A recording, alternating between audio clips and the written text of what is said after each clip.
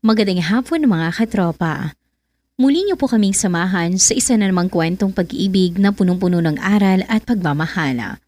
Ito ang Dear Mommy Sugar.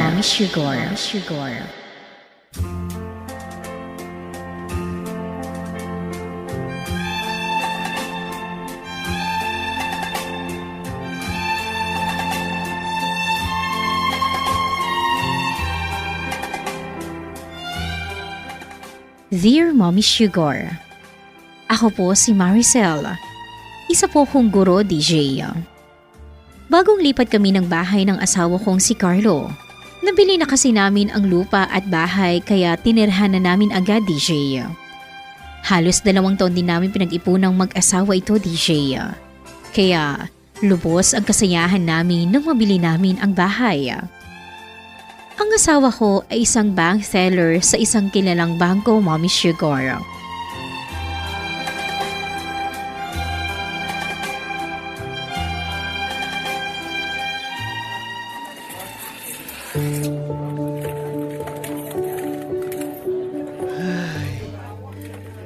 Pasok ko na nga po pala, Sir Carlo, yung isang cabinet sa loob. Mukhang di nakakayanin ng tuhod ko. Wala pong problema, Mang Nanding. Si Jepoy na magbubuhat ng ibang cabinet. Jepoy! Ano po yun, kuya? Ikaw na nga magbuhat ng ibang malalaking cabinet. Sige po, kuya. Oh, Kuya Efren, pakiingatan naman yung bagong TV. Opo, ma'am. Magandang araw po. Magandang araw din sa inyo. Kayo po pala yung bagong lipat sa bahay na to?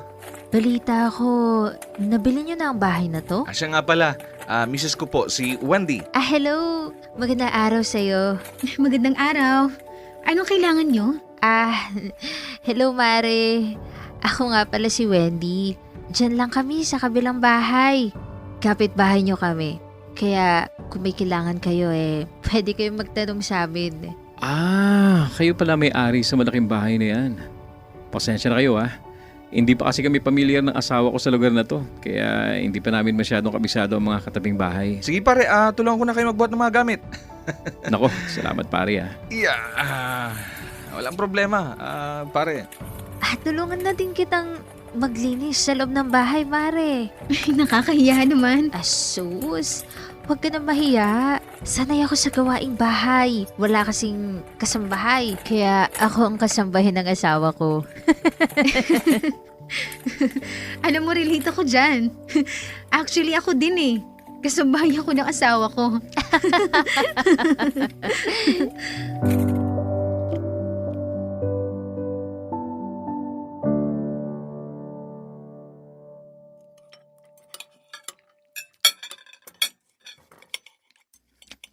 Alam mo, palagay ko, itong bahay na to ang magbibigay ng swerte sa buhay natin, Pangga. Pangga. Nung araw na makilala kita, doon nag-umpisa ang swerte ng buhay ko. Pinapakilig mo na naman ako Tsaka, pansin mo, ang babait ng mga kapitbahay dito. Tignan mo kanina, ang bilis nating natapos sa paglilipat ng mga gamit. Dahil tinutulungan nila tayo. Siyempre, ganun talaga. Bago pa lang tayo dito kaya mababait pa sila. Ikaw naman, Pangga. Ang babait nga nila Winelcome pa talaga tayo. Binabalaan kita, Pangga, Huwag ka muna basta-basta magtitiwala sa kanila kasi bago lang tayo dito at hindi pa natin sila lubos na kilala. Oo na.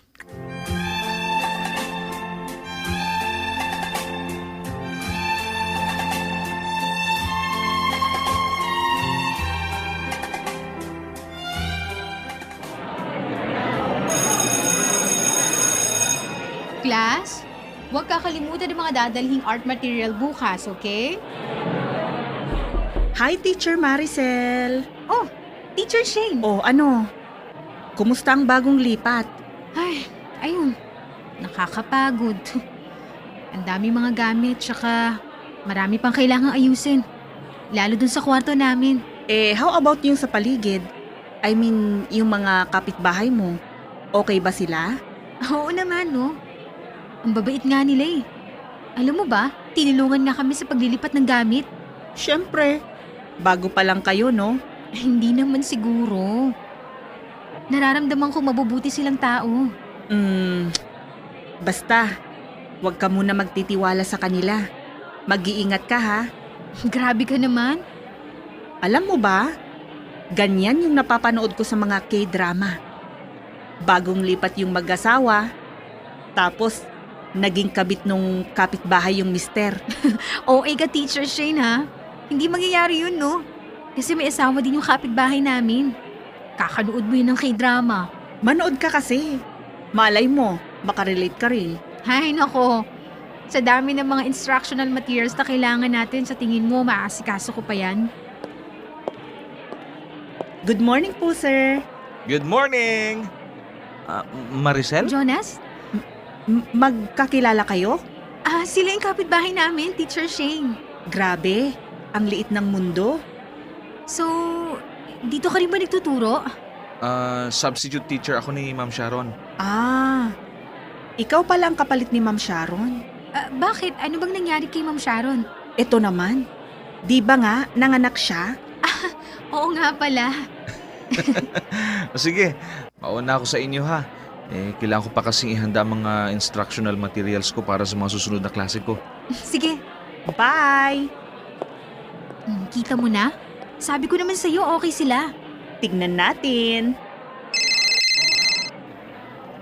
Pangga, Hello, Pangga. medyo malilate kami nung uwi ngayon. May kailangan kaming i-overtime dito sa bangko. Hintayin mo ako Naku, hindi na, Pangga. Mauuna na akong umuwi. Magluluto pa ako eh. Ganun ba? Magko-commute na lang muna ako. Sige. Ingat ka, Pangga, ha? Tumawag ka agad pag may problema, okay? Love you, Pangga. I love you, Pangga. Oo, sige na. Bye.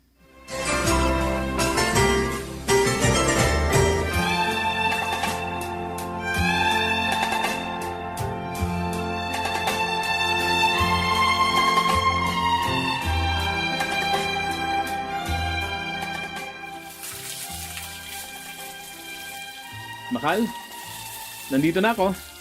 Pangga. Mwah. Ano? Kamusta trabaho? Ay, nako. Sakit sa ulo, Pangga. May humabol kasi kaming kliyente kaninang 2:59 p.m. Isang sako ng barya ang dinala para i-deposito. Sira pa naman ang coin counter machine namin. Ayun. Kami mga teller na nagmano-manong nagbilang at nagbalot ng barya hanggang alas 5 ng hapon. Hay. Naku, sakit nga sa ulo. Ikaw, Pangga. Kumusta ang trabaho mo kanina? Ayun, may emergency meeting ang principal kanina about dun sa DepEd lesson plans para daw sa bagong curriculum. Kailangan daw baguhin ang format eh. Nga pala, yung kapitbahay natin si Jonas, siya nga pala ang kapalit pansamantala ni Ma'am Sharon. Oh, substitute teacher pala siya. Nagulat nga rin ako kanina. Tao po. May tao ata sa labas. Teka, sandali. Good evening, Mare! Oh, Wendy! Heto, may dala akong ulam. Kalderetang baka. Specialty ko yan. Ay naku, nag-abala ka pa, Mare. Walang problema, Mare. Halika, pasok ka. At isasaling ko ito para maibalik ko kaagad itong garapon mo. Pangga, nandito si Maring Wendy. Ay, may dala siyang ulam, Pangga. Hello, Carlo. May dala akong kaldereta. Naisip din kasi ng mister ko na bigyan kayo ng ulam. Nako, salamat sa inyo ni Pare Jonas. Nakakahiya naman. Ako, ayos lang. Mahilig din kasi akong magluto tulad ni Maring Maricel. Di bale, Mare. Ako naman sa susunod na magdadala ng ulam sa inyo. Oh, ito na ang garapon mo, Mare. Salamat ulit, ha? Walang anuman.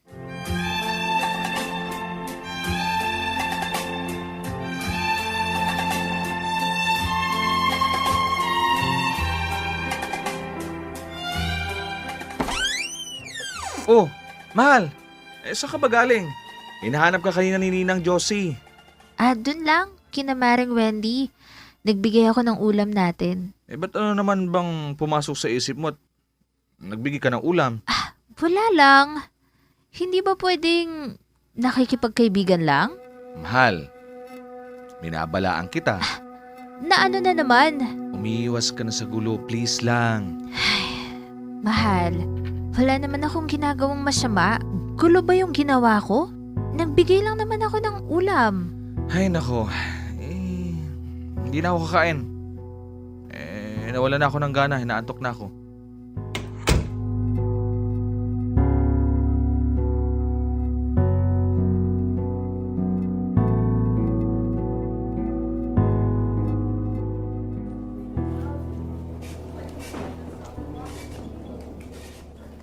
Nauunawaan ko po ang inyong sitwasyon, sir. Para na rin po sa seguridad ng inyong pera, kailangan ko lang po itong ipa-verify muna. Dali, pwedeng patingin ito saglit? Sure po, sir. Ano ba naman yan? Pakibilisan naman. Bakit yun si Mr. Castillo? May problema ba sa system? Magwi-withdraw ng 500,000 pesos via check. Pero magkaiba ang pirma sa check at sa system. Paki-double check naman kung pasok pa rin sa variance o kung kailangan natin ng approval ni manager. Sige, ako na pong bahala sa kanya, sir. Mr. Castillo, dito po tayo. Pambihira naman oh. Pakibilis naman. Ay, nako. Carlo? Uy, Wendy. Dito ka pala nagtatrabaho? Oo. Actually, kakalipat ko lang dito sa branch na to para mas malapit sa bagong bahay namin. Kaya pala. Parang ngayon lang din kita kasi nakita dito. Naku, mayaman ka pala. Aha? Paano mo naman nasabi? Lagi ka sa bangko. Anyways, magde-deposit sana ako ulit ng 500,000 lang. Sabi na eh. Ano ka ba, Carlo? Maliit nga lang to eh. Wow! 500,000 pesos cash. Sandali lang, Ma'am Wendy. Gagamitin ko lang po ang aming cash counting machine para mabilis at tumpak ang bilang. Okay, sige lang. Grabe. Anyaman mo pala talaga, Ma'am Wendy. Hindi rin. Ano ka ba, Carlo? Pera lang yan. Nga pala, kumusta kayo sa bagong bahay nyo? Ayos lang naman kami, Ma'am Wendy. Medyo naninibago pa rin. Kayo ng asawa mo? Kumusta naman kayo? Maayos ang pagsasama namin ni Maricel, Ma'am Wendy. Wala akong problema sa asawa ko. Kayo ng asawa mo, ma'am. Kumusta kayo? Kami ng asawa ko? Oo, kayo ni paring Jonas. Ang totoo, hindi kami okay ni Jonas. Maghiwalay na dapat kami kaso ayaw niya. Hindi siya mabubuhay ng wala ako. Naku, Ma'am Wendy. Mukhang ang dami niyo na pong nakakwento sa akin. Huwag po kayo mag-alala. Wala po akong nalaman at narinig. Mas okay yung alam niyo na. Para hindi na ako nagpapanggap. Ang swerte nga ni Maricel eh. Nakatagpo siya ng katulad mo. Gwapo na. Mapagmahal pang asawa. Sa totoo lang, ako po talaga ang swerta sa asawa ko kasi 2 beses na po ako nagloko pero pinatawad at tinanggap pa rin niya ako.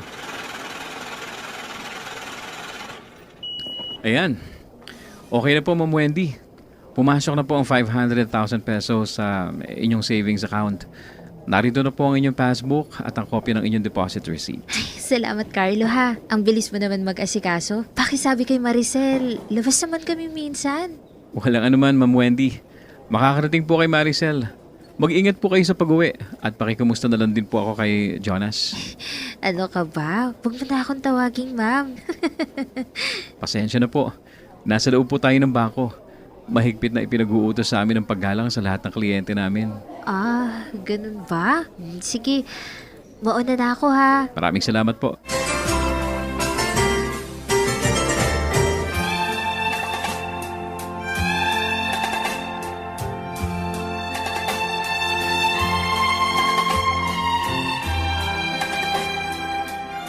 Tao po. Wendy? Tao po. Oh, Jonas. Anong ginagawa mo dito? Naku, pasensya na po. Wala po ba dito si Wendy? Si Maring Wendy? Wala siya dito.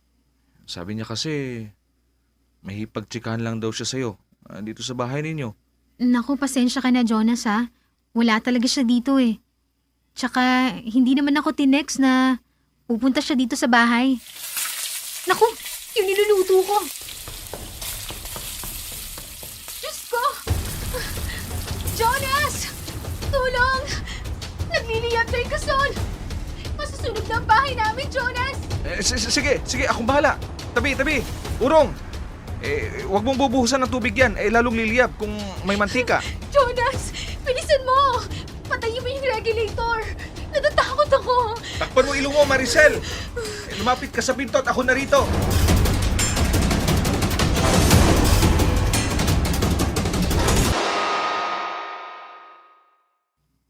Ito, tubig. Uminom ka muna, Maricel. Ayos ka lang ba? Wala bang masakit sa'yo? Jonas, natatakot pa rin ako. Sigurado ka bang wala na yung apoy? Wala na, Maricel. Pero dadalhin kita sa ospital. Hindi na, Jonas. Maricel, sobrang nag-aalala ako sa'yo ngayon. Ano ba? Pitahon mo ang kamay ko, Jonas. Halika't, dadalhin kita sa ospital. Jonas, teka sandali. Ano ba? Baka nakakalimutan mo, may asawa ako. Wala akong pakialam, Maricel. Halik ka na. Jonas, ano ba? Matagal na tayo tapos. Pangga? Pangga, Anong nangyari? Tumawag sa akin si Mang Nanding. May sunog daw sa bahay. Ano? Ayos ka lang ba? May masakit ba sa'yo? Halik ka na, dadaling kita sa ospital. hindi na. Ayos lang naman ako. Kinabahan lang ako. Maraming salamat nga pala pare sa pagligtas mo sa asawa ko. Wala anuman, pare. Mauna na ako, ha? Maricel, sa susunod, mag-iingat ka. Mare! Oh my God! Ano nangyari? Okay ka lang ba? Salamat, Mare. Ayos lang ako. Tara na, mahal. Wait, kailangan ko pa tulungan si Mare. Tara na. Okay.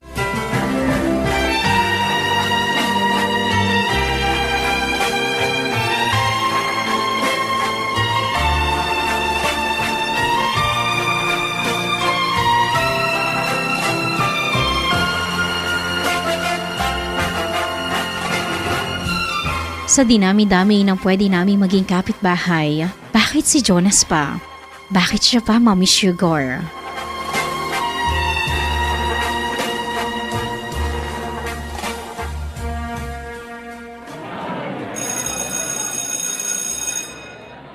Maricel!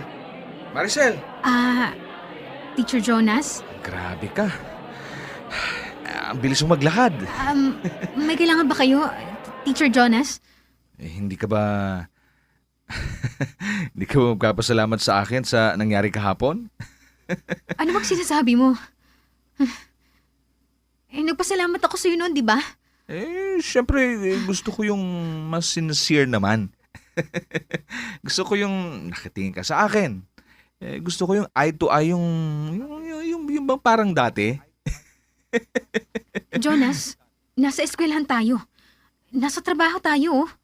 At higit sa lahat, may asawa ko. May asawa ka. Layuan mo ako. Baka may makakita sa atin. At mag-isip ng hindi maganda. Please lang. Maricel, sandali. Ano? Hindi ako nakatulog noon. Sobrang nag-aalala ako sa'yo. 15 taon na ang nakakalipas pero hanggang ngayon, ikaw pa rin ang hinahanap ng puso ko. Nababaliw ka na, Jonas. Teacher Maricel! Teacher Shane? Huwag mo na akong lalapitan.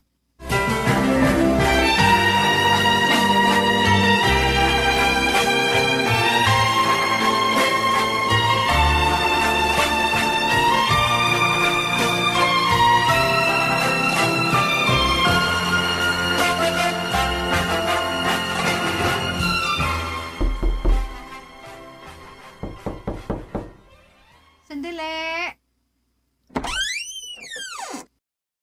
Jonas? Hi, Maricel. Sandali, huwag mo muna isasarap ito. Jonas, ano ba?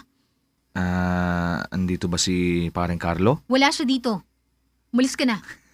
Sakto. Sandali, huwag kang papasok. Buti naman, bago na ang gasolin nyo. Ikaw naman, Chinecheck ko lang. Jonas, lumabas ka na.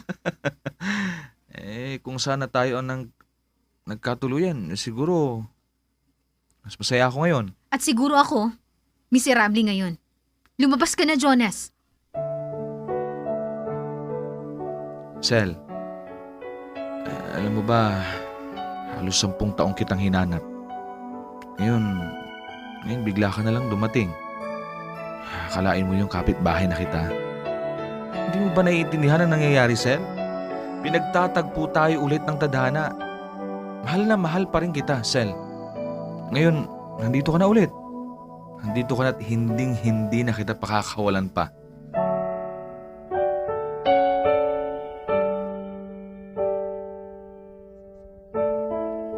Jonas, naiintindihan ko ang nararamdaman mo. Pero iba na ang sitwasyon natin ngayon. May asawa na ako. At may asawa ka na. Wala akong pakialam sa sitwasyon. Dahil ang puso ko, kailanman hindi nagbago ito. Walang sitwasyon ang kahit na anong makakapagbabago ng pagmamahal ko sa iyo, Sel. Umalis ka na.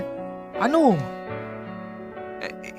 Iyan na lang ba lagi ang sasabihin mo sa akin? Paalisin mo na naman ba ako? Hanggang kailan mo itatago ang totoo mong nararamdaman? Ha? Duwag ka. Duwag ka, Sel. Oo na. Duwag na akong duwag. Dahil mas mahalaga sa akin ang pamilya ko at ang sarili ko. Kaya umalis ka na. Please, Maricel. Makinig ka naman sa akin.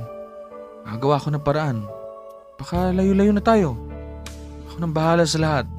Magtiwala ka sa akin. Jonas, bitawan mo ako. Hindi na tayo mga bata pa, Jonas. Para gawin ang mga ganyang bagay. Nababaliw ka na ba? Tama ka.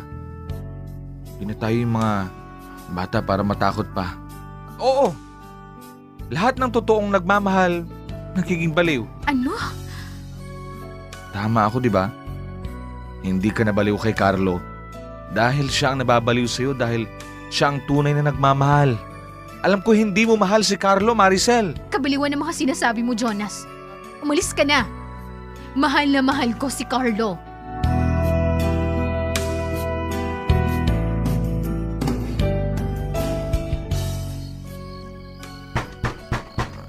Mahal. Mahal. Sel! Lasing ka na naman. Hello sa napakaganda kong asawa, Maricel. Jonas, ako ang asawa mo. Alam ko. Ikaw si Maricel, ang asawa ko, hindi ba? Wendy! Wendy ang pangalan ng asawa mo, Jonas! Hindi Maricel! Hindi Maricel! Iniwan ka na niya, Jonas! Mas mahal niya lang ang pangarap niya kaysa sa'yo. Ako ang laging nandito para sa'yo, Jonas! Hindi totoo yan! Yung kapitbahay natin, yun ang totoong asawa ko. Hindi ikaw ang asawa ko. Sana hindi ako narinig sa'yo. Sana hinabol ko si Maricel.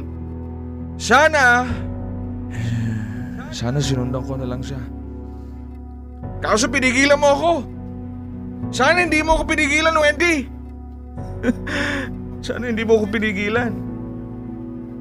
Sana hindi mo ako pinigilan. Sana nga! Yan lang din ang ginawa ko noon, Jonas. Sana nga!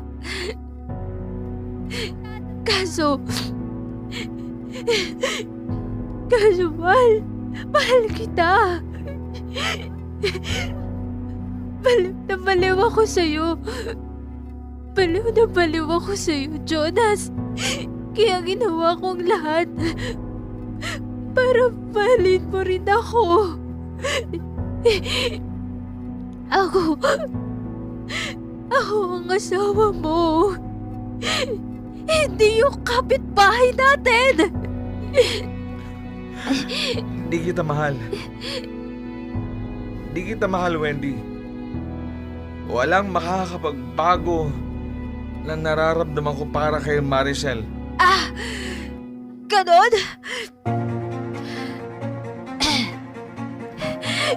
Sige! Pupunta ako sa bahay nila at sasabihin ko ang lahat. Tignan natin, Jonas. Gusto kong makita kung paano kakamuhian ni Maricel. Wendy, sandali. Sandali, please. Huwag mo gagawin yan. Nagmamakaawa ako sa'yo. Nagmamakaawa ako, please. Wendy. Manood ka! Wendy, wag!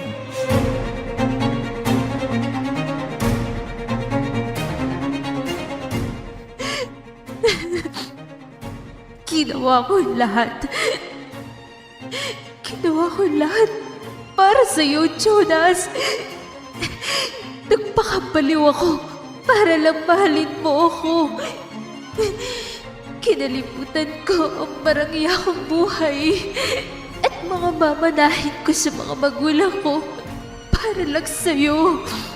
Tapos sa huli, siya pa rin?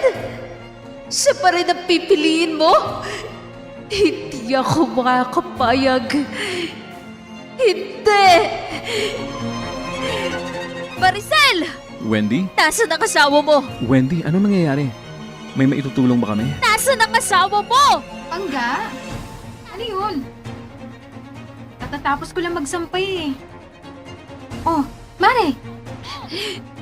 Buti naman at nandito ka na. Gusto ko kasing marinig din ng asawa mo ang katotohanan.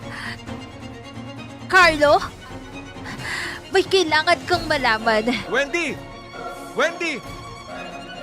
Nagmamakaawa ako sa'yo. Pare, pasensya na. Uuwi na kami. Ano ba? Tumigil ka na. Umuwi na tayo. Ano bang sasabihin mo, Wendy? Wala ito, pare. Ano ba? Bitawan mo ako. Alam mo ba na yung asawa mo... Sandali! Pangga? Ano bang sinasabi niya? Pangga, makinig ka. Si Jonas, siya ang first love ko. May nakaraan kami. Pero nagbago na ang sitwasyon. Ikaw na ang mahal ko, Carlo. Mga bata pa kami noon. Pangga, bakit hindi ko man lang alam ang tungkol dito? Pangga, 15 taon na ang nakakalipas.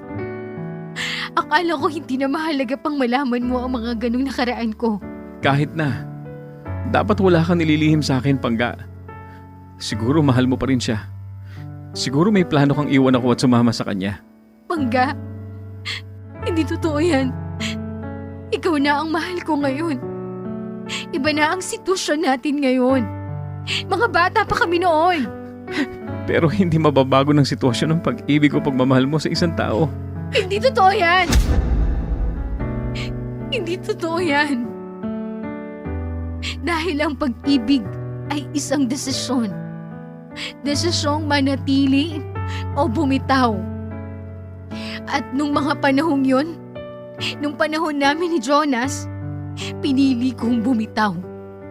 At nung makilala kita, Pangga, kahit putol ang mga magulang mo sa akin, at kahit ano pang mga masasakit na salitang sinabi nila sa akin, at kahit 2 beses mo ko niloko, pinili kong manatili. Dahil totoo ang pagmamahal ko sa'yo.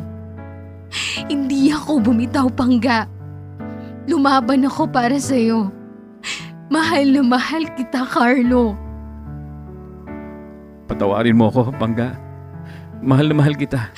Patawarin mo ko, Pangga. Hindi ko sinabi sa'yo ang nakaraan ko. Hindi na mahalaga yun, Pangga. Ang mahalaga, tayong dalawa nasa kasalukuyan hanggang sa kinabukasan. At dahil mahal natin ang isa't isa, kahit ano pa man ang sitwasyon, pipiliin natin ang isa't isa. Pangako yan, Pangga. Mahal na mahal kita, Pangga.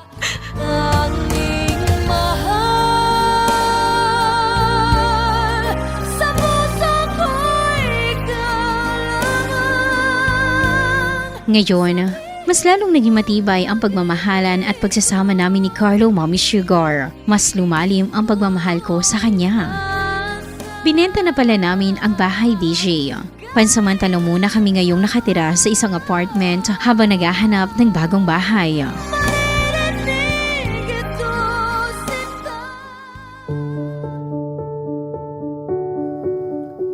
Oh, Efren, dahan-dahan ah. Muntik mo nang mabasag yung TV dati. Opo, kuya. Mare, sigurado na ba kayo sa desisyon nyo? Kami na lang ang lilipat. Ano ka ba, Mare? Ayos lang. Mas mabuti na to. Siguro kung hindi man natin mababago ang sitwasyon, naniniwala akong pwede natin itong ayusin.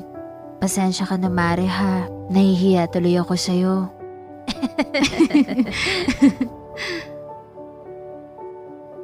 Pare, pasensya na pala sa mga nangyari ha. Hindi na ako manggugulo. Promise. Alam mo, dahil sa nangyari, lalo kami naging baliw sa isa't isa. Lalong lumalim ang pagmamahal ko sa kanya. Masaya ako pare. At tama si Maricel pare. Kayang baguhin ang sitwasyon ng pag-ibig. At dahil lahat tayo may kanya-kanya mga puso at isip para magdesisyon, mananatili o bumitaw. Ngayon, ibitawan ko na siya. Huwag ka mag-alala, pare. Aalagaan ko siya hanggang huli. Salamat pare ha. Sige pare, tulungan ko na kayo magbuhat niyan. Sige, pare.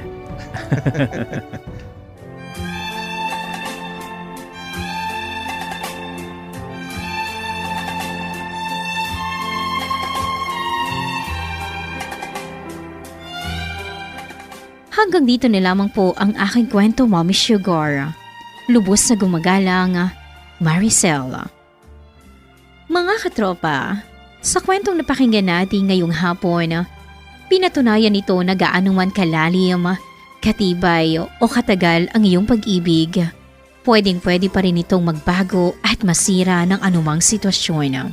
Dahil ang tunay na pag-ibig ay ang kakayahan nating magdesisyon, manatili o bumitaw. At sa kwento natin ngayong hapon, ipinarating sa atin na hindi lang pananatili sa isang tao ang simbolo ng tunay na pag-ibig. Dahil maging ang pagbitaw natin sa isang tao ay maituturing nating tunay na pag-ibig. Ito ang Dear Mommy Sugar. Pasalamatan po natin ang mga boses sa likod ng ating makabuluhang kwento ngayong hapon na ito. Ketropang J. Viviola bilang Carlo. Ketropang DJ Warby Chu bilang Maricel. Ketropang Alce de la Cruz bilang Wendy. Ketropang Edmar Galingana bilang Jonas. Ketropang Rowena Munchang Policarpio bilang Teacher Shane. Ketropang Rick Ashley Martina bilang Mr. Castillo. Ketropang Jessie Pascual bilang Jepoy. Ketropang Jimmy Andaya bilang Mang Nanding. At ang inyong likod, Ketropang DJ Mommy Sugar bilang tagapagsalaysay. Pasalamatan din po natin ang mga taong nagbuhos ng talento at puso upang maisakatuparan ang produksyong ito. Ketropang J. Viviola ang ating audio editor at Ketropang DJ Barbecue ang ating scriptwriter. Ang kwentong ito ay hatid po sa atin ng Yasthold Incorporated, XFM Philippines at ng 104.9 XFM Santiago.